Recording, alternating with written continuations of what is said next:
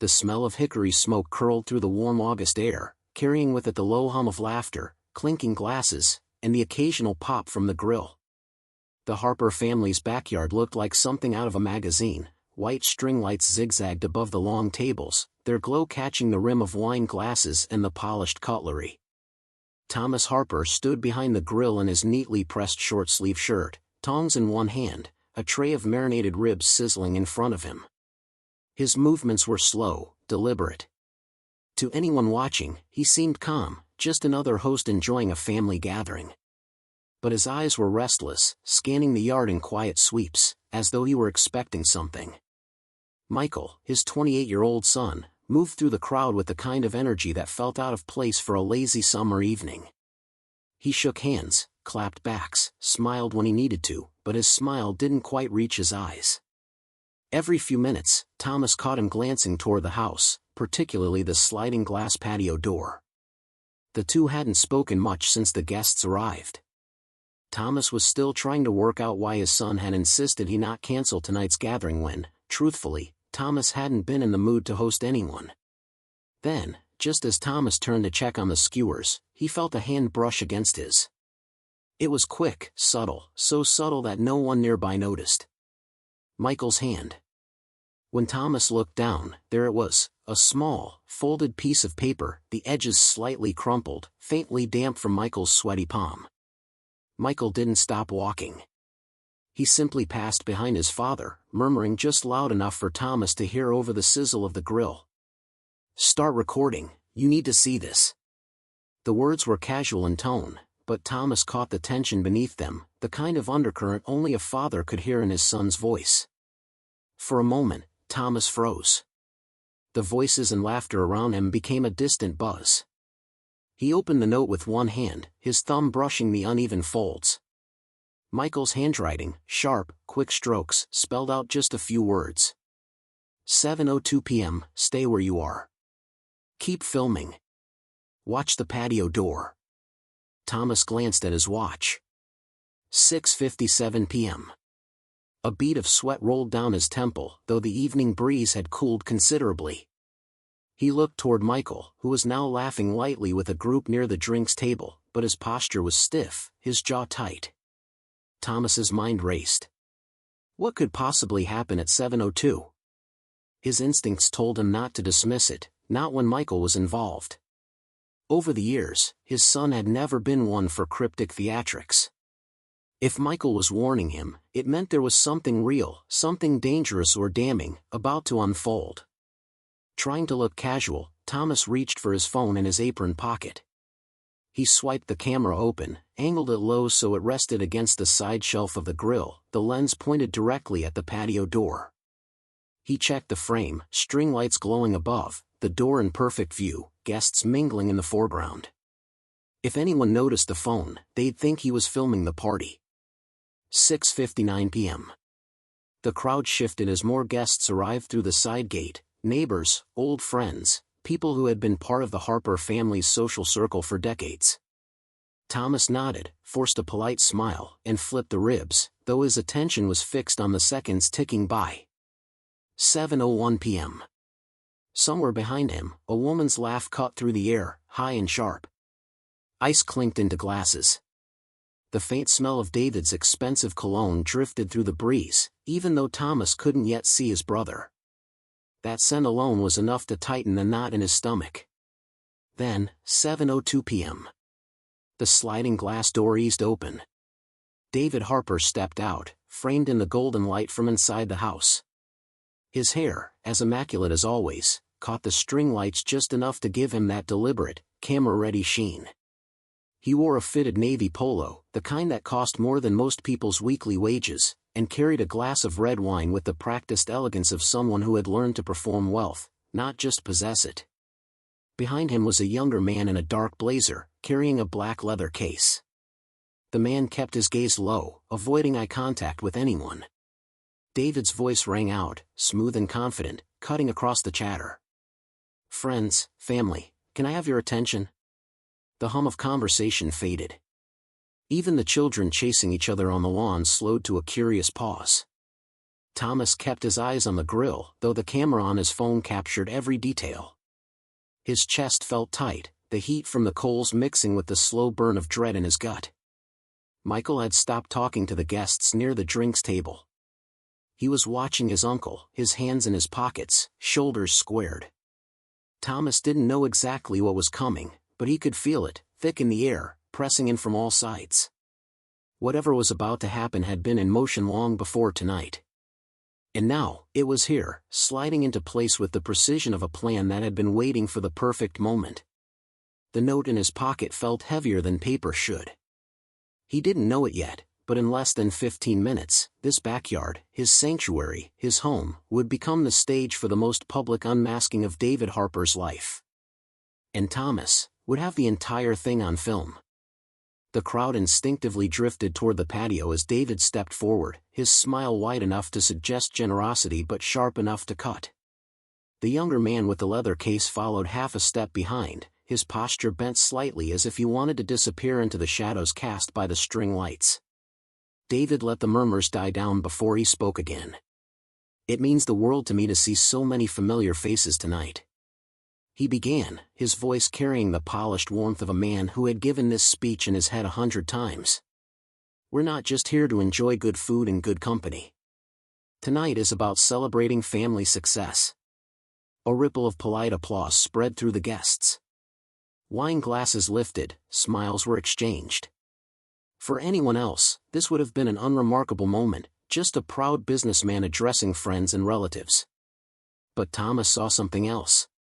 He saw how David's eyes moved, not scanning the crowd, but targeting people. Pausing just long enough on certain guests. And those guests, they weren't just anyone. They were shareholders. Investors. People who had been part of the family company when Thomas still ran it. Thomas's grip tightened on the tongs. The grill hissed as fat dripped onto the coals, sending a small burst of flame upward. He didn't dare look at Michael yet. His son was standing halfway between the drinks table and the patio, watching David with the unblinking focus of someone counting down seconds in his head. David continued, pacing slowly like he was working the floor of a boardroom. "Many of you know the past year has been challenging. But thanks to all of us pulling together, the Harper name is stronger than ever. Record profits. Expansion into new markets. And, as of tonight." He paused, drawing in a deep breath, the kind that sets the stage for something big. "We're ready to take the next step." The man with the leather case stepped forward and, without a word, placed it on the table beside David. The click of the clasps opening was loud in the sudden stillness. The lid lifted, revealing neat stacks of documents, contracts, each in its own folder, neatly labeled. Pens were clipped to the covers. David spread his arms in a welcoming gesture. "This is an opportunity to be part of our future. Simple paperwork. Sign tonight, and you secure your place in the next chapter of the company's growth. I'll personally guide you through it, line by line." His tone was casual, but Thomas could hear the undertone. This wasn't an invitation, it was a closing. The kind where the deal is already done in the seller's mind. A few guests stepped closer, curious. One man, an old friend of Thomas's named Robert, picked up a folder and flipped it open, his brow furrowing at the legal jargon inside. From the corner of his eye, Thomas saw Michael take a slow step toward him, threading his way through the crowd. He stopped just close enough to be heard over the background chatter. "Don't stop filming," Michael murmured. Thomas didn't move. His phone's camera lens was still aimed at the patio door, catching everything: David's confident smile, the glint of wine in his glass, the way the young assistant shifted uncomfortably when anyone looked too closely at the documents. "He's been planning this for months," Michael whispered, his gaze fixed on David. "He's using the barbecue as a cover to get them all to sign away their last shares. Once they do, Dad, you're completely out. No way back in." Thomas's jaw clenched.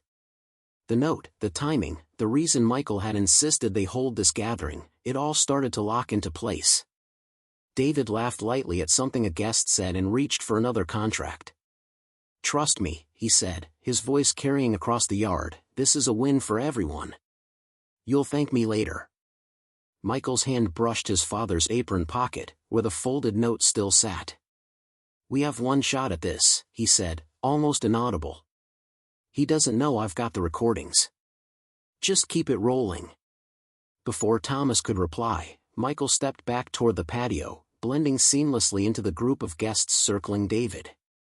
His casual posture didn't match the tension Thomas could see in his shoulders. The assistant began handing out folders. People opened them, skimmed, nodded uncertainly. Some signed without hesitation, trusting David's pitch. Others hesitated, flipping through the dense pages with a frown. Thomas's phone caught it all. David moved closer to one hesitant guest, lowering his voice but still smiling. "Don't overthink it. This is family. We're all on the same side." From behind the drinks table, Michael reached into his pocket and pulled out a small USB drive. He slipped it into his phone, the motion so smooth no one around him seemed to notice. His eyes flicked toward the patio's built-in speaker system. Thomas felt a faint current of anticipation hum in the air. Something was coming, something David wasn't ready for. David turned back to the group, wine glass in hand, his voice rising once more. "This is how we move forward. Strong. United. Everyone wins." But from where Thomas stood, the unity in that yard was already cracking. The camera caught it, the subtle shift in body language, the way a few guests exchanged quick, uncertain glances. And in the center of it all, Michael's thumb hovered over his phone screen. Not yet. But soon. Very soon. The soundscape of the barbecue was carefully curated chaos, laughter weaving with the occasional clink of cutlery, the faint pop from the grill, and the lazy hum of conversation that rose and fell like the tide. But under it all, there was another current, quieter, sharper, threading through the yard like a hidden wire ready to spark. Thomas stood at the grill, tongs idle in his hand, his phone still aimed toward the patio door. The scent of searing meat curled upward, but he barely noticed. His attention flicked between David's calculated charm and Michael's subtle movements in the crowd. Michael was no longer hovering by the drinks table. He had eased closer to the patio, just within the outer edge of the group encircling David. He wasn't smiling now. His expression was neutral, too neutral. From the corner of his eye, Thomas saw his son step back, angling himself toward him. The motion was so slight it could have been mistaken for repositioning to avoid the sun's glare. Michael drifted close enough for his voice to be just a thread under the noise. "Don't stop filming." It wasn't a suggestion. It was an order. Thomas didn't turn his head, but his eyes flicked toward him. "Michael." "He's been prepping this for weeks," Michael cut in, his voice pitched low enough that only his father could hear. "He made calls from the office, bragged about it. He thinks tonight seals it. Once they sign, every last piece of the company is his. Your name, your work, gone." Thomas felt the words like a slow tightening band across his chest. "Why didn't you tell me sooner?" Michael's gaze didn't waver from David. "I needed proof first. Something no one could spin against us. You'll see." The assistant in the dark blazer moved like a shadow, sliding documents toward hesitant hands, offering clipped explanations. David stayed in the spotlight, laughing, coaxing, leaning in with that smooth blend of charm and pressure he'd perfected over the years. "We're not just making history here," David said to one older man, his tone oiled with sincerity. "We're securing the future. The Harper legacy." Thomas almost laughed at the hypocrisy, but the sound caught in his throat. Michael eased away, slipping through the guests like a ghost. His hands were in his pockets, but Thomas knew the USB drive was there, small, unassuming, but carrying whatever truth Michael had been holding back for months. At the patio's corner, Michael stopped by the built-in speaker panel. His fingers moved quickly, practiced, as he slid the USB into the port. A faint green light blinked to life. No one else seemed to notice, not yet. Thomas's phone lens caught the shift. The image of his son at the controls, the way his shoulders squared as though bracing for impact. From the patio, David's voice rose again, loud enough to command the room, or rather, the yard. "Let's make this official. Tonight, We lock in the future together." Polite applause rippled through the guests, though it was more subdued than before. A few people hesitated, looking at the contracts still in their hands, their eyes darting toward others as if searching for silent reassurance. Michael's voice reached his father again, carried over the thin thread of space between them. "Once it plays, keep recording no matter what happens." Thomas's heart thudded hard in his chest. The smell of smoke from the grill seemed heavier now, clinging to the air like anticipation. David raised his wine glass high, basking in the moment. The string lights reflected off the glass, sending tiny flashes across his face like sparks. Michael's hand hovered over the play button on his phone. From the far edge of the yard, a child laughed and a dog barked. The sound was jarringly normal against the charged stillness closing in around the patio. Then, Michael pressed down. There was a tiny click in the speaker system, almost too soft to notice. David's smile didn't falter, yet. But the air had shifted. Thomas didn't know exactly what would come through those speakers, but the way his son's jaw tightened told him one thing. Whatever it was going to strip the backyard's carefully staged celebration down to raw nerves and exposed truth. And Thomas was about to capture every second of it. The click of the leather clasps echoed louder than it should have, cutting across the murmur of conversation. All eyes turned as David's assistant, still avoiding everyone's gaze, flipped the lid open. Inside, neat stacks of crisp folders rested like treasures in a vault, each one paired with a pen clipped to the top. The smell of fresh paper and ink mingled oddly with the barbecue smoke. David stepped closer to the table, placing his wine glass down with deliberate care. His fingers brushed over the folders as if they were delicate works of art. "Friends," he said warmly, "these are the documents that will write our next chapter. Simple, straightforward, just a signature and you secure your share in the future of this company we've built together." The word we caught in Thomas's ears like a burr. We hadn't built anything together. Thomas had built the company. David had taken it. The assistant began distributing the folders. His movements were quiet, mechanical, as though he'd done this 100 times before but wanted no part in the spotlight. The papers landed in hands around the yard, some eager, some hesitant. Thomas shifted slightly at the grill, ensuring his phone's camera caught every angle, David's confident stance, the curious faces of the guests, the glint of silver from the pens being unhooked. From across the crowd, Michael moved toward the edge of the patio, close enough to see the built-in speaker system. He bent over slightly, pretending to adjust his shoe, but Thomas caught the subtle flick of his fingers as he checked the USB drive's connection. David noticed none of it. He was too busy leaning over Robert, an old friend of Thomas's, pointing at a line on the contract. "Clause 12 is just standard legalese. Don't worry about the wording, you trust me, right?" Robert hesitated, pen poised, before glancing toward Thomas at the grill. Thomas gave nothing away, his expression neutral, but inside his pulse was racing. Michael took a step forward, positioning himself beside the drinks table. His phone was already in his hand, the screen dimmed but still active. He looked up once, met his father's eyes, and gave the smallest nod.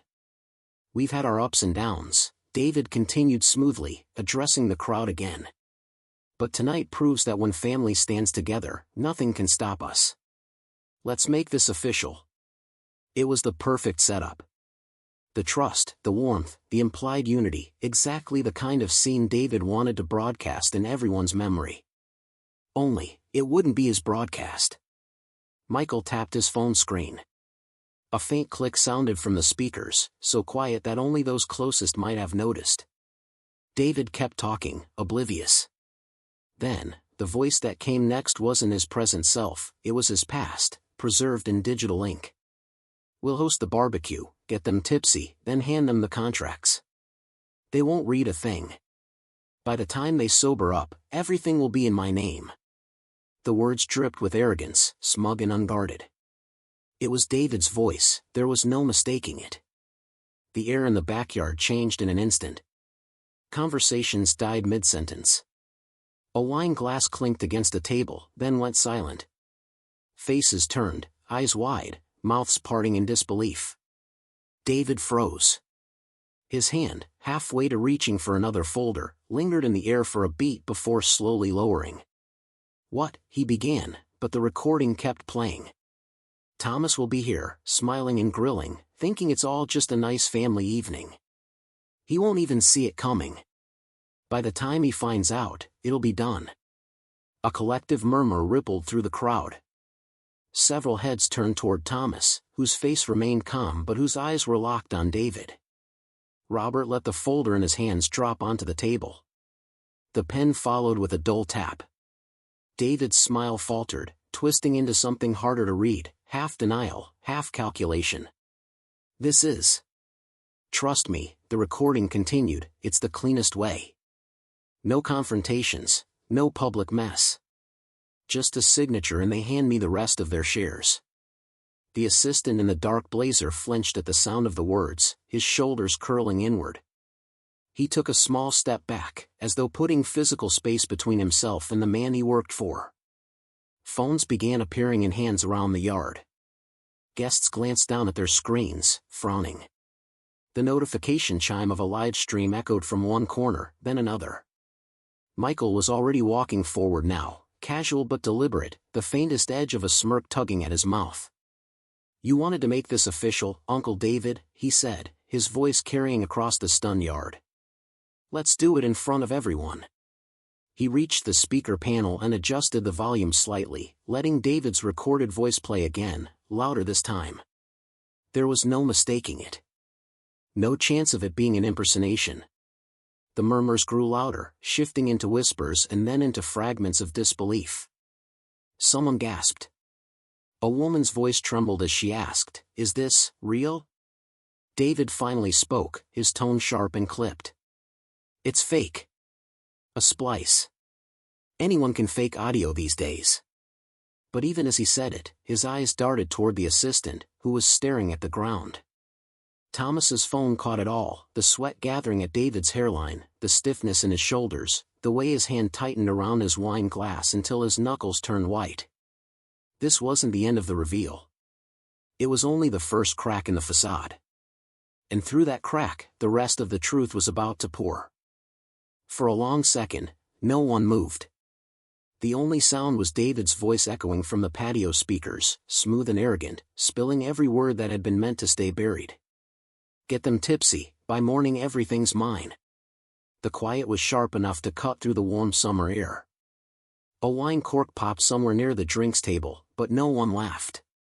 No one clapped. Michael didn't flinch. He was standing near the speaker panel now, his hand resting casually on the wooden railing, his phone angled just slightly so its screen cast a faint blue glow on his face. David finally set down his wine glass, the crystal stem making the smallest tick against the table. "This is a joke," he said, forcing a chuckle. "Come on, you all know me better than this." But the recording didn't stop. "Thomas will be here, smiling and grilling, thinking it's just a nice family evening. He won't see it coming." Several heads turned toward Thomas at the grill. His face was unreadable, his eyes on David, but his phone's camera never stopped rolling. Robert, the longtime friend who had been holding a contract, let it fall closed. The sound of the folder hitting the table was louder than it should have been. His expression had changed, still polite, but wary now, like a man realizing he'd been standing too close to a cliff edge. A murmur ran through the crowd. People exchanged glances, their voices low, as if afraid to speak too loudly in case they missed the next line from the speakers. Michael broke the tension with his own voice, steady but charged. "This isn't fake, and you know it." David turned to face him fully. The confident smile was gone. "Michael, whatever game you think you're playing." "The only game here is yours," Michael interrupted, stepping forward. "And it's about to be over." He tapped his phone once. The audio clip looped, playing again, louder this time, as if to hammer the words into the night air. The volume carried beyond the patio, drifting over the fence into the quiet neighborhood beyond. David's jaw tightened. He looked around at the faces watching him, no longer just politely interested, but suspicious, guarded. Someone in the crowd muttered, "It is his voice." Another said, "Why would anyone make this up?" Michael didn't break eye contact with his uncle. "You've been using people's trust to clean them out. You've been planning to take the last pieces of this company right here, tonight." David shook his head, but the movement was jerky now. "You don't have proof of anything beyond some." "Oh, there's more," Michael said evenly. "A lot more." From somewhere near the side gate, a phone pinged with a notification. Then another. And another. People began checking their screens. Their expressions shifted from confusion to surprise, to something colder. Robert raised his phone for everyone to see. On the screen was a live stream, Michael's live stream, already several minutes in, showing the barbecue from the same angle as Thomas's phone. But this one wasn't private. The viewer count in the corner was climbing fast. "You're live," Robert said, his tone flat. "This is going out to more than just us." David's eyes widened for the briefest moment before narrowing again. "You little." He took a step toward Michael, but before he could finish, the recording changed. A new clip played, David's voice again, but this time speaking with a different kind of bite, almost gleeful. "Once they sign, they can cry all they want. It won't matter. Everything will be in my name, and Thomas, well, he'll just fade away." The words hit harder than the first clip. Gasps broke from the group. Someone whispered, "I believed in you," and another voice, shaky with anger, said, "I vouched for you to my husband." Thomas kept his camera steady, every frame a document, every word a nail in the coffin. Michael straightened, his voice carrying clearly over the stunned yard. "This is the man you were about to trust with your signature." The assistant in the dark blazer shifted uncomfortably, his eyes darting between David and the guests. His hand brushed against the case of contracts as though he was considering closing it, but he stopped, frozen by the weight of the silence pressing in from all sides. David forced a laugh, but it was brittle now, cracking at the edges. "Look, clearly there's been some creative editing here." "It's not." "Say that again for the people watching at home," Michael said, lifting his phone a little higher. David's gaze flickered to the live stream camera, then to Thomas's lens at the grill. He looked cornered, but he wasn't ready to give up. "You want to ruin your family, Michael? Is that what this is?" "You already did that yourself," Michael replied, his tone like steel. The crowd's mood had shifted entirely now. Where there had been polite warmth, there was distance. Where there had been laughter, there was distrust. One by one, guests set their contracts down on the nearest surface. Some crossed their arms, others took small steps back, subtly creating space between themselves and David. The recording clicked off at last, but the silence it left behind was heavier than the noise. Thomas knew what he was seeing, the first crack in a dam. And when that dam broke, it wouldn't just drown David's plan. It would carry everything with it. And the current had just started to pull. At first, it was just one ping. A faint ding from somewhere near the drinks table. Then another, sharper chime from the far side of the yard. A buzz from someone's pocket. The air filled with a low chorus of notification sounds, rising and overlapping until they blended into a strange, electric hum. People began pulling out their phones, brows furrowed. Some glanced down for only a second before looking up at David with a new, sharper expression. Others stared at their screens for longer, their mouths tightening, their posture shifting from casual guest to silent witness. Robert, still holding his phone high, was the first to speak. "It's not just live here," he said, his voice carrying clearly. "Michael's streaming this to everyone. News stations. The Attorney General's office. Even the City Council page." David's head snapped toward Michael. "What the hell did you?" "Exactly what I told Dad I'd do," Michael cut in, his tone calm but charged. "I made sure every word you spoke is heard by the people who can actually do something about it." The live stream view count was climbing fast, hundreds, then thousands. Comments were flooding in, scrolling so quickly no one could read them all. But a few phrases stood out. "Is this real? This man's finished. Get a lawyer on this now." The weight of what was happening seemed to settle over the backyard like a slow-moving storm. The string lights swayed slightly in the breeze, casting shifting shadows across the patio. Somewhere, the grill popped again, but Thomas barely noticed, his camera still locked on the unfolding scene. David's jaw worked as he searched for a way to spin it. "You think some random people online are going to?" Before he could finish, another phone chimed loudly, this time right beside him. It was the assistant in the dark blazer.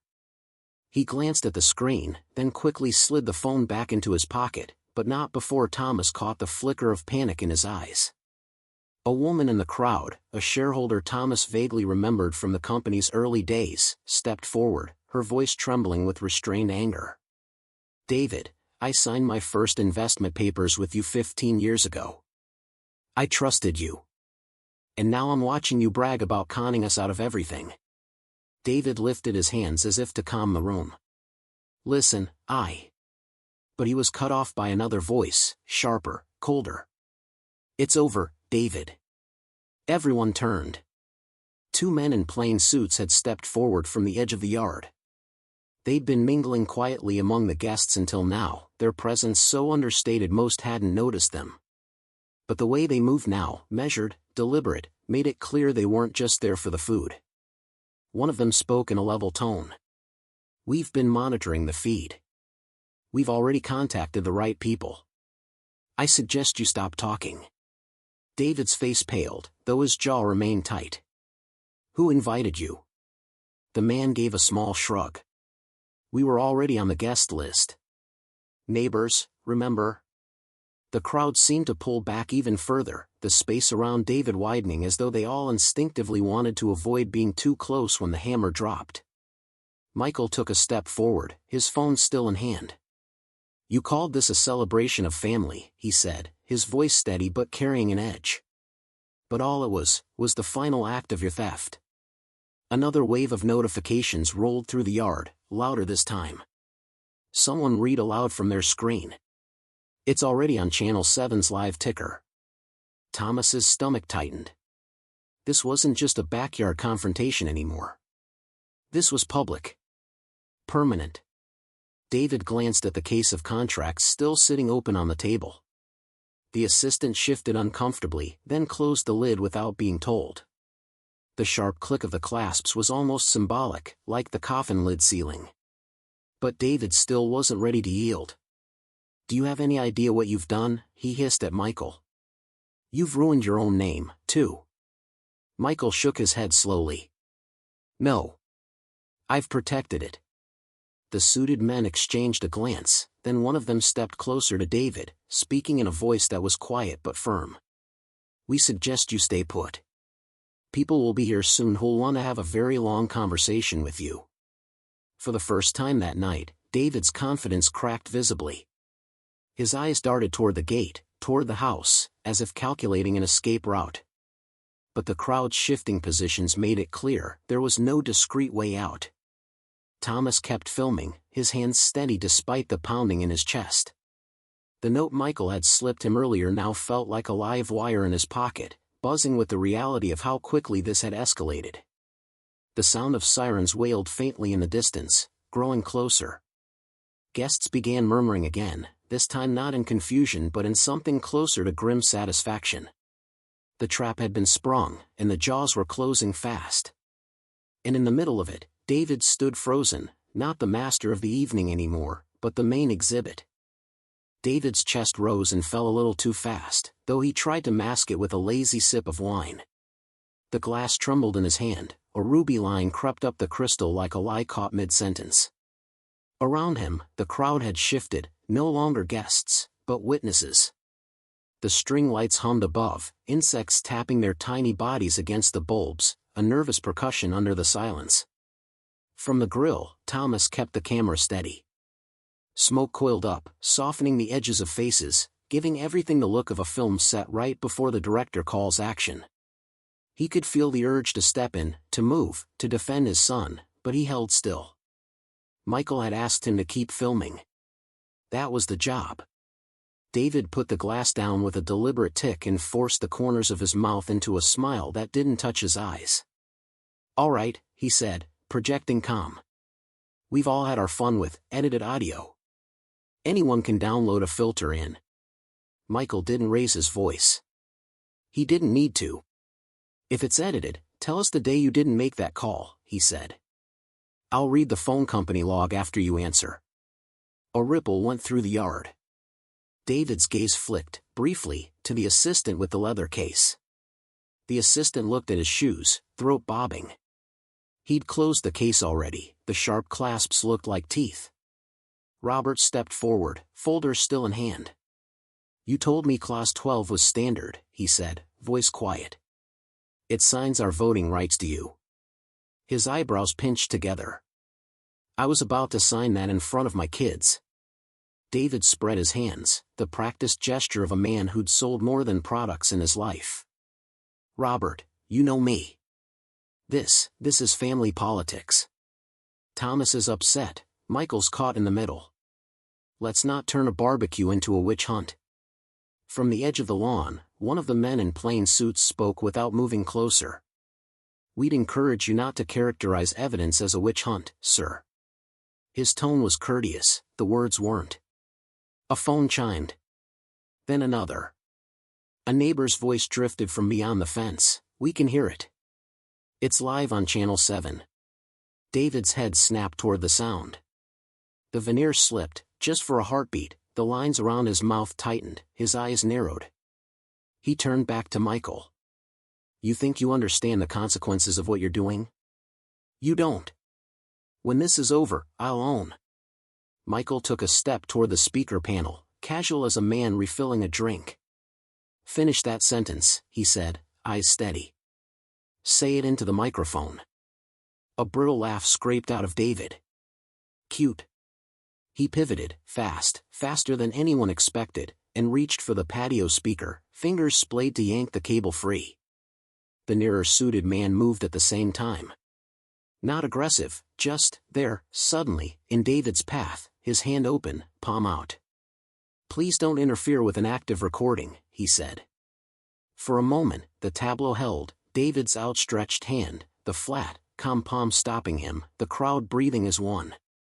Then David forced a smile again and eased back a half step, as if he'd only been pointing out a smudge on the panel. Thomas didn't blink. The camera drank in the stumble, the half-formed lunge, the quick calculation as David retreated.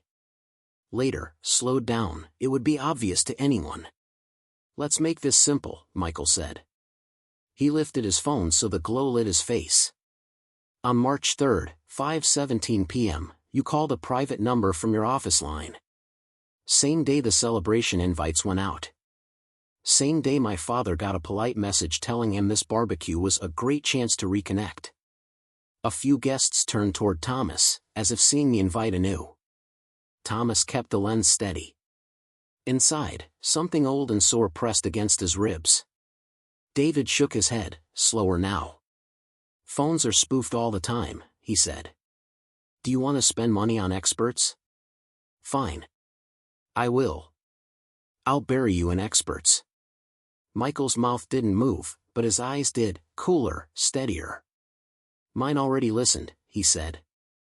They didn't need weeks. Metadata, line noise, timestamp drift. It's you. The assistant cleared his throat. It was a small sound, but on a night like this it carried. He was sweating through the blazer now, the collar clung to his neck. He looked at David, then down at the case. His hand hovered over the clasp, then fell away. Not yet. Look at me, David said suddenly, all warmth gone. He pointed at Michael. You made a mistake getting in the middle of this. You always wanted to prove something to him. He jerked his chin at Thomas. You think this makes you a man? You think this makes you worthy? Thomas felt the words hit his son and marveled, silently, that Michael didn't flinch. Michael had learned something in the months since the vote, something Thomas hadn't taught him, how to stand still while a bully tried to throw you off your feet. If you want me, Michael said, come take the phone. For a second, David did. He moved, not the practiced step of a negotiator, but the fast, graceless reach of a man whose plan was sliding out from under him. The two suited men didn't touch him, they didn't need to. One turned his shoulder just so, a gentle barrier, the other's head tilted, a quiet warning. The motion forced David to stop, teeth bared in a smile that wasn't one. Robert's wife spoke up from near the drinks table, voice shaking. "You told me you'd take care of the paperwork because we were like family." She held up her phone. On the screen, the chat scroll blurred past, attorney watching. "Record everything. Don't sign." The sirens were closer now, a distant wound-up animal threading through the summer air. Dogs in nearby yards barked in a chain. "Okay," David said, soft. He smoothed his shirt, reset the smile. "Let's de-escalate. Everyone put the phones away, and I'll explain what this really is." He pointed at the case. "The documents are protective measures for expansion. That's all. If they sounded strong, it's because I need to protect the company from bad actors." Michael tilted his head. "Define bad actors. The people who built it? Or the one trying to siphon it?" A muscle jumped in David's cheek. "You want definitions?" His voice thinned, sharpened. "How about ungrateful? How about reckless? You've never carried anything to term in your life, Michael. You dabble. You posture. You..." "David." One of the suited men spoke his name like a period. "This isn't helping you." David swallowed. He turned, too quickly, toward Thomas at the grill, as if fresh prey might be easier. "You could have stopped this," he said. "You wanted a spectacle. Is this your revenge? You dragged your son into it because you don't have the spine to face me yourself?" Thomas's first instinct was to answer, to fire back the years of swallowed bile. Instead, he squared the frame, brought David's face closer without moving his feet, and said the only thing that mattered. "Look into the lens and say you didn't make that call." Something old and mean flashed behind David's eyes.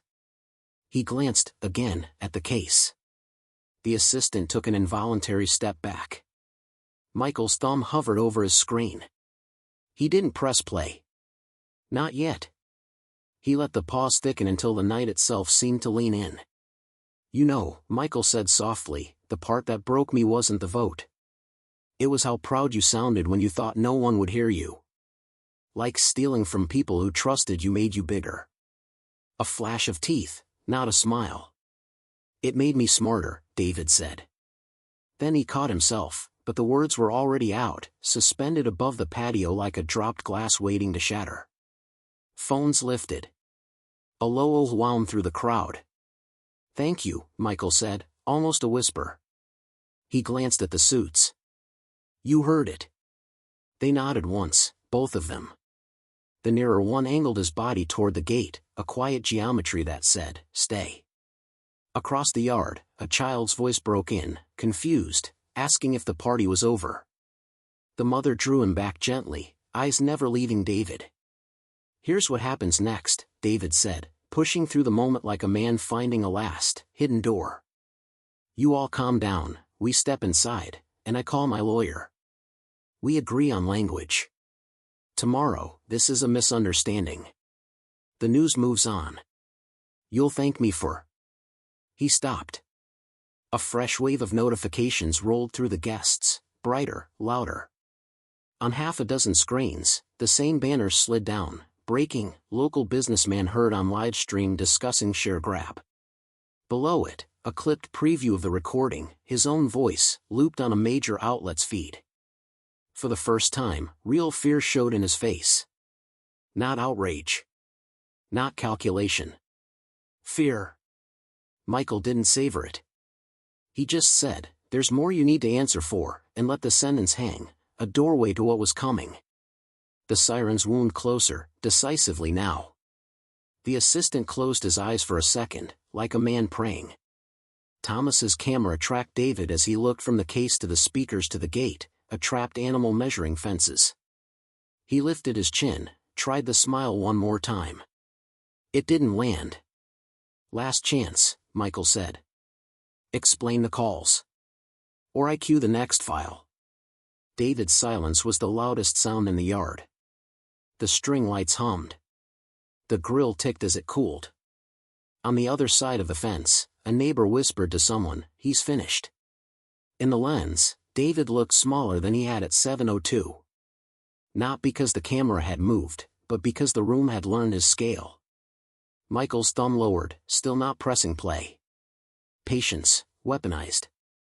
Chapter 8 was already breathing in the cables, in the files, in the thin green light on the speaker panel. The tension in the backyard had become a living thing. It clung to the air like the smoke still drifting from the grill, seeping into every breath, making the summer night feel heavy and close. No one was eating anymore. Plates of ribs and skewers sat abandoned on the long table. Every eye was fixed on David Harper. He stood by the closed leather case now, one hand resting on it like it might anchor him. His gaze kept darting, to the gate, to the house, to the crowd, but he didn't speak. The mask of control he had worn all night was cracked, and the cracks were widening. Michael's voice cut through the quiet. "You've been lying for months. And the contracts are only part of it." David's head snapped toward him, sharp as a whip. "Enough." But Michael didn't stop. He took a slow step forward, his phone still in his hand, the blue glow of its screen faint against his palm. "Do you want to tell them," he said evenly, "or should I?" David's fingers tightened on the case. "Tell them what?" Michael tapped a few times on his phone. The speakers crackled again, and a new clip began to play, this one colder, more clinical than the first. David's voice, unmistakable.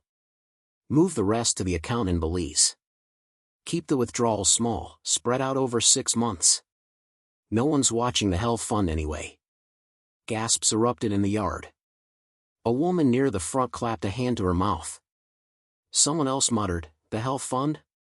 Michael let the clip run again, louder. The words echoed against the fence, impossible to mishear. "No one's watching the health fund anyway." David's voice was low and hard now. "You don't know what you're talking about." But another guest, a man Thomas recognized from the company's finance committee years ago, stepped forward. "You diverted money from the employee health fund?" "My sister's treatment was delayed last fall because of budget adjustments." "Were you behind that?" David didn't answer. His jaw flexed, eyes sliding away. Michael's voice was steady, but it carried an edge that sliced clean through the night. "The fund covered chemotherapy, David. My mother's chemotherapy. Do you remember the month her treatment stopped? When the clinic called to say the payments hadn't cleared?" Thomas felt something in his chest twist, hard. He hadn't known Michael had connected the dots. The assistant in the dark blazer flinched visibly, his gaze flicking to David, then back to the ground. His voice came out low, almost apologetic. "He made me do the transfers." The yard went utterly still. Even the faint hiss from the grill seemed to fade. "Shut up," David snapped. But the assistant's words kept coming, spilling out like a dam breaking. "He said it was just a temporary shift, holding it somewhere safe. But then I saw the account statement. The balance didn't come back. And then the clinic called the office about the missed payments." Michael turned to the crowd, not raising his voice but speaking so every person could hear. "That's who you were about to hand your signatures to. A man who used the health fund as his personal piggy bank and let cancer patients," his voice caught for just a moment, "go without treatment." David stepped forward, his face flushing deep red. "You think you're a hero? You're just..." He stopped as another phone pinged in the crowd, loud in the silence. A woman lifted it and read the message aloud. "Breaking, Harper Family Company Health Fund under investigation." The words landed like a stone thrown into still water. The ripples were instant. Conversations broke out in low, urgent tones. Some guests shook their heads, others muttered curses under their breath. Thomas's phone never stopped recording. His hands were steady now, not from calm, but from the cold clarity that this was no longer just a family reckoning, it was legal, public, irreversible. One of the suited men stepped closer to David. "We're going to ask you to stay exactly where you are." David's eyes darted to the gate again, calculating.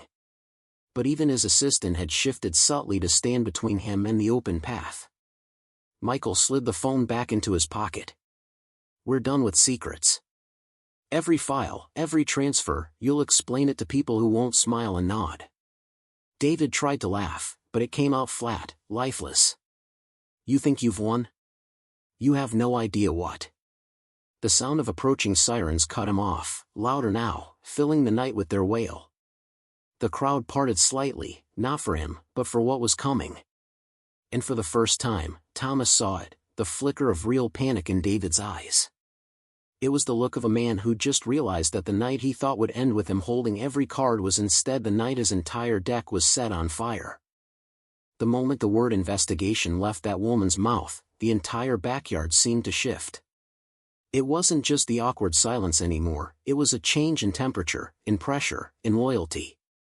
The easy smiles and polite nods of earlier had curdled into stares, murmurs, and the unmistakable sound of people rethinking their allegiances in real time. David Harper, once the magnetic center of these gatherings, was suddenly the thing everyone avoided touching. People physically stepped back from him, like his presence carried a stain that could rub off. Thomas kept his phone up, recording steadily. The glow of the screen reflected faintly off his face, hiding the storm of thoughts behind his eyes. Every detail mattered now, every glance, every word, every reaction. It was Robert who broke the wall first. His voice wasn't loud, but it was steady, and it cut through the murmur like a stone hitting water. I've known you since high school, David. I trusted you when you said the vote was the only way forward. You told me you'd keep the company safe. Robert's wife stepped forward beside him. Her tone shook, but there was no mistaking the anger in it. You sat in our kitchen last month and told me, your family. I'll take care of you. And all the while, you were stealing from the same people you smiled at. David tried to speak, but the words caught, then came out too fast. You're misunderstanding. No, Robert cut in. We're understanding perfectly. Other voices joined in, one after another, like floodgates opening. From the far side of the patio, a woman in her 60s, the cousin who had introduced David to half his investors, shook her head slowly. I vouched for you. My husband put his pension into your hands because of me. And you repaid that by bleeding the company dry? Near the drinks table, a man Thomas recognized as one of the early employees raised his voice. My kid's dental surgery got postponed because of those budget adjustments. You remember that? You called me the next day and said, hang in there, better days are coming. The words hit like hammer blows, each one chipping away at the last remnants of David's composure. Michael stayed quiet through it, his eyes locked on his uncle, letting the voices of the betrayed do the work now. He didn't need to shout. The truth was speaking for him. David's gaze swept over the crowd, searching for an ally. But the more he looked, the more he saw faces turning away, eyes narrowing, people he had counted on as loyal slipping into the opposite camp. Even his assistant stood stiffly, his shoulders squared toward the contract's case like it was a shield. When David's eyes landed on Thomas, they stayed there, hard and unblinking. You think this makes you righteous, he said. Destroying your own family in public? Thomas didn't lower the camera. Family doesn't take your life's work, your name, and your wife's medical fund, and call it business. The mention of Thomas's late wife seemed to slice through the crowd. A ripple of realization passed from face to face. Suddenly, this wasn't just about numbers in an account. This was about someone they'd all known, someone they'd watched suffer, in the quiet months when treatments had mysteriously stopped. A man near the gate spoke up, his voice raw. You let her die faster so you could fill an account in Belize? The question landed like a slap. David opened his mouth, but nothing came out. His face tightened, the practiced charm nowhere to be found. Michael took a slow step forward, his phone still in his hand but now lowered to his side. You said once that family is about loyalty, he said, his voice calm but sharp. You never meant our loyalty to each other, you meant our loyalty to you. The crowd murmured in agreement. The energy had shifted fully now. David was isolated, standing on an island that was rapidly crumbling beneath him. One of the suited men at the edge of the yard spoke quietly into a phone, his expression unreadable. The other stood with arms crossed, keeping his attention on David, his posture relaxed but immovable. For the first time all night, David looked small, not physically, but in presence. The man who had walked through the patio door with a glass of wine and a perfectly rehearsed speech now stood in the same spot, surrounded, his empire reduced to a circle of angry faces and cooling food. The sirens were closer still now, the sound threading into the silence between accusations. Thomas lowered his camera just slightly, enough to meet his son's eyes across the yard. Michael gave him the smallest nod. They were close now, not just to ending the night, but to closing the book on everything David had taken. David ran a hand through his hair, eyes scanning the crowd again. The defiance was still there, but it was weaker, frayed. He was searching for a gap, for someone to pull him out of this, but there was no gap left. The family wall he had once leaned on wasn't holding him up anymore, it was pressing him in, brick by brick. And when it fell, he would be the only one standing in the rubble. The murmurs in the backyard had become a steady, low rumble, anger, disbelief, and the sharp undercurrent of betrayal. David stood in the middle of it, red-faced and breathing hard, the evening's charm stripped away. Every few seconds his gaze darted toward the gate, the patio door, even the fence, as if escape might still be possible if he found the right angle. Thomas, however, knew exactly what to do next. He'd been holding on to something for months, waiting for the right moment. That moment had finally arrived. He reached into the side pocket of his grilling apron and pulled out a sealed, cream-colored envelope. The paper was thick, expensive, the kind used for legal documents. A few people nearby noticed immediately, their conversations faltering. Michael's eyes flicked to the envelope and then to his father's face. A slow, knowing recognition passed between them. Thomas stepped away from the grill, moving into the open space of the yard. He kept his phone in one hand, still recording, but in the other he held the envelope high enough for everyone to see. "Some of you might remember this," Thomas began, his voice steady but carrying across the yard. "Back when I started the company, we didn't just write contracts for business, we wrote them for protection. For the people in this family, and for the ones we trusted to run it." A few older shareholders nodded. One of them, a silver-haired man near the front, spoke quietly to his wife, "The original bylaws." Thomas broke the seal and unfolded a single sheet of paper, its edges slightly yellowed with age. He glanced down, then began to read. Clause 14. Any director or officer found to have acted in bad faith, with intent to defraud shareholders or harm the company, may be removed immediately. He looked up, letting the weight of the words sink in. By a unanimous vote of any two shareholders present. Gasps rippled through the crowd. David's face paled, the red flush draining into something more ashen. "That clause is outdated," he said quickly. "It's not." "Still binding," Thomas interrupted, holding up the page. "Filed. Not amended. Not voided. You didn't even bother to check because you assumed I destroyed every copy when you pushed me out." David took a half step forward, his voice rising. "You can't do this." Robert stepped up beside Thomas. "I'm a shareholder," he said firmly. "And I vote to remove David Harper from his position, effective immediately." Before David could speak, a woman in her 60s, the cousin who had vouched for him to investors, took a deliberate step forward. "Second vote," she said. "Effective immediately." The crowd erupted, not in cheers, but in a low, satisfied murmur, like a verdict finally handed down after a long trial. David's head whipped from one face to another, searching for some sign of support, but there was nothing. Even those who had been silent earlier were avoiding his gaze now. The assistant in the dark blazer stepped closer to the table with the leather case. Without meeting David's eyes, he rested his hand on it and said quietly, "It's over." Thomas folded the bylaw page carefully, sliding it back into the envelope. His voice stayed calm, almost cold. "You no longer represent this company. You no longer control a single decision. And whatever legal mess comes next, you'll face it without the title you've been hiding behind."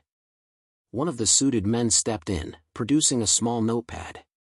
"You'll want to keep that document handy, Mr. Harper," he told Thomas. It may prove very useful in the next few hours. David tried to speak, but the words came out ragged. You think this changes anything? I still have. Nothing, Michael cut in. You have nothing now. The sound of sirens grew louder, close enough that the red-blue flicker of emergency lights began to dance faintly along the fence. The crowd shifted again, this time not away from David but around him, closing the space, not aggressively, but firmly. The atmosphere had changed from confrontation to containment. Thomas slipped the envelope back into his apron pocket and resumed filming, not because he needed more proof, but because he wanted every second of this moment documented, the second David lost everything in the same backyard where he had planned to take it all. Michael met his father's eyes again, and this time, there was no nod, just a shared understanding. The trap was fully sprung. And the man who had built it had been caught in the one rule he never thought anyone would remember. The sirens were close now, so close that their rising wails seemed to press against the backyard fence. Somewhere out front, tires crunched against gravel, and the faint crackle of a police radio cut through the warm summer air. But no one in the yard moved toward the gate. All eyes were still on David, trapped in the tightening ring of his own friends, relatives, and former allies. The assistant in the dark blazer stood rigid beside the table, his hand resting on the closed leather case. His jaw worked, as if he were chewing on a decision. Then, with a suddenness that drew every gaze, he unlatched the clasps and flipped the case open again. Inside, the contracts lay stacked in neat rows, but on top of them now sat a thick manila folder, its edges bent from being handled too much. The assistant glanced at Thomas, then Michael, then back to David. His voice was low, but it carried enough weight to cut through the tense quiet. You need to see this. David's eyes went wide, and for the first time all night, there was a flash of something raw in them, panic that wasn't hidden behind a smirk or a smooth line. Don't you dare. The assistant ignored him. He lifted the folder, hesitated once more, and then crossed the yard to where Thomas stood. You're going to want to look at these, he said, placing the folder into Thomas's hands. Michael stepped in close, his brow furrowed. What is it? Thomas opened the folder. Inside were printed emails, spreadsheets, and bank transfer records. His eyes scanned the first page, and his breath caught. They weren't just about the health fund. They were about something far more personal. The first document was an email, dated during the final months of his wife's illness. It was from David to an overseas broker. The subject line was clinical, cold, asset liquidation, private holdings. The body of the message was worse. David had authorized the sale of one of the company's oldest properties, a small commercial building Thomas had purchased decades earlier, intending it to be a trust for his wife's medical care. The proceeds, nearly $600,000, had been wired directly into the same Belize account mentioned earlier. Thomas's fingers tightened on the paper. His voice, when it came, was quiet but lethal. This building. I told you it was for Evelyn. For her treatments. David's mouth opened, but nothing came out. He looked smaller now, as if each revelation was physically stripping something away from him. Michael took one of the spreadsheets from the folder. His eyes scanned the lines, and the color drained from his face. Dad, look at this. These transfers, they happened the same week the clinic called and said they had to pause treatment. Thomas didn't need to look. He remembered that week with crystal clarity, the helplessness in Evelyn's eyes, the endless phone calls, the lies about insurance delays. He had believed the excuses then. Now, the truth was laid bare in black and white. The assistant's voice was almost apologetic. I kept copies because I knew this day might come. I didn't want to be part of it anymore. David finally found his voice, but it was brittle. You don't know the whole story. That property was. Stop, Michael snapped, stepping forward. You don't get to spin this. You stole from the health fund. You stole from the trust. You stole from my mother's care and called it business. The crowd was silent, but the air felt electric, like the charged stillness before a thunderclap. One of the suited men stepped in, glancing at the documents briefly before nodding. "This is evidence," he said, turning toward David. "And it's not going to be handled here in your backyard." David's shoulders slumped. For the first time, he looked less like a man trying to win and more like one trying to survive. Thomas closed the folder and held it against his chest.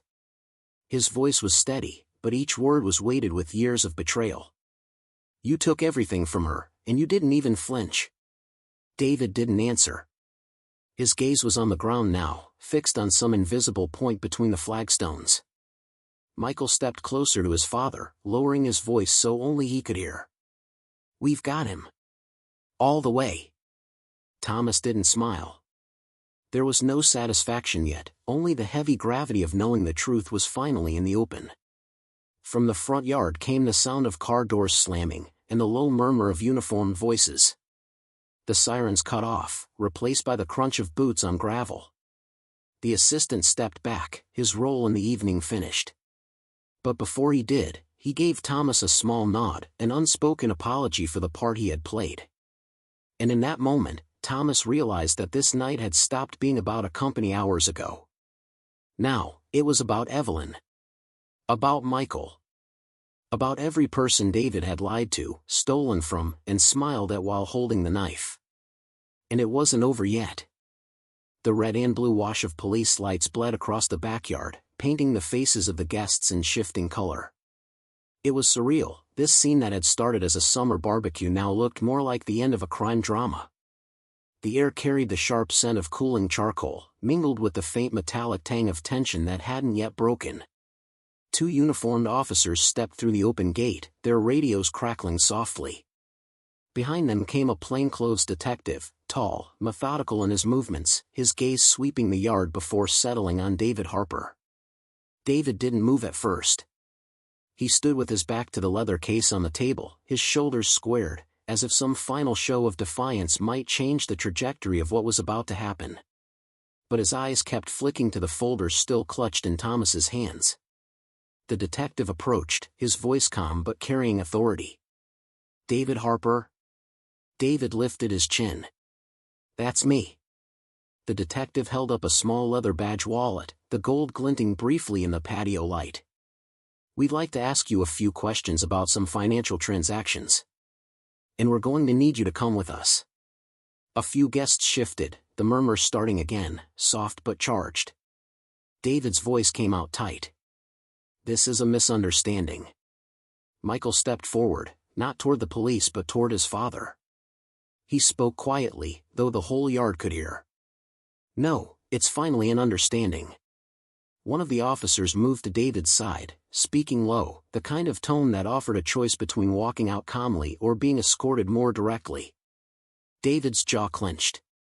For a moment, Thomas thought he might resist. He'd seen that look before, years ago, when David would push through a losing hand in a poker game rather than fold. But the fight had drained from him. The assistant in the blazer kept his gaze fixed on the grass. As the officers positioned themselves, Thomas took a step forward. "Wait." All eyes turned to him. The sirens were quiet now, the hum of the string lights filled the silence. Thomas lifted the manila folder from under his arm and placed it on the table, beside the leather case of useless contracts.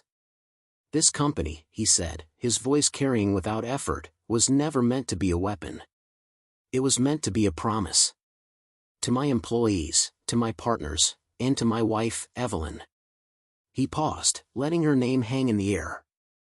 Several faces in the crowd softened, they all remembered her. Thomas turned to Michael, then back to the guests.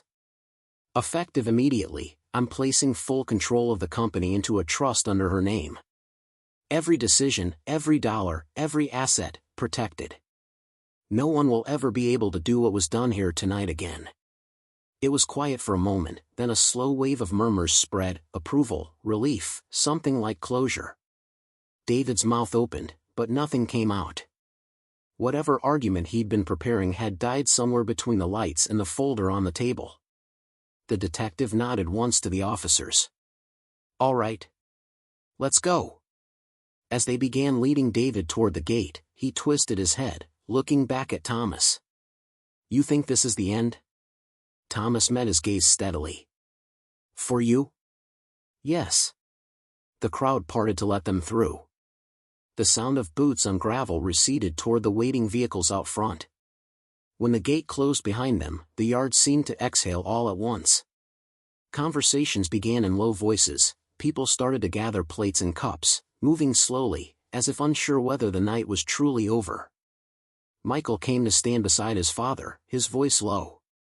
We did it.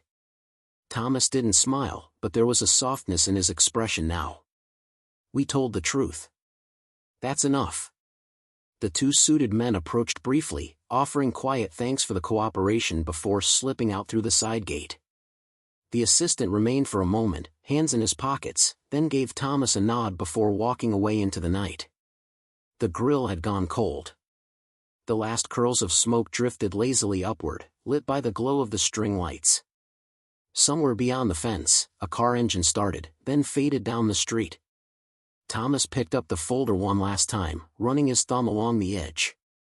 He looked at Michael. This doesn't erase what happened. But it keeps it from happening again. Michael nodded. And it honors her. They stood there for a while, just listening to the night, the low hum of voices, the gentle rustle of leaves overhead. Finally, Thomas set the folder down on the table and reached for his phone. He ended the recording, the screen going black. The evidence was safe. The company was safe. And for the first time in a long while, the weight on his shoulders felt lighter. The party was over. But the promise, that would last.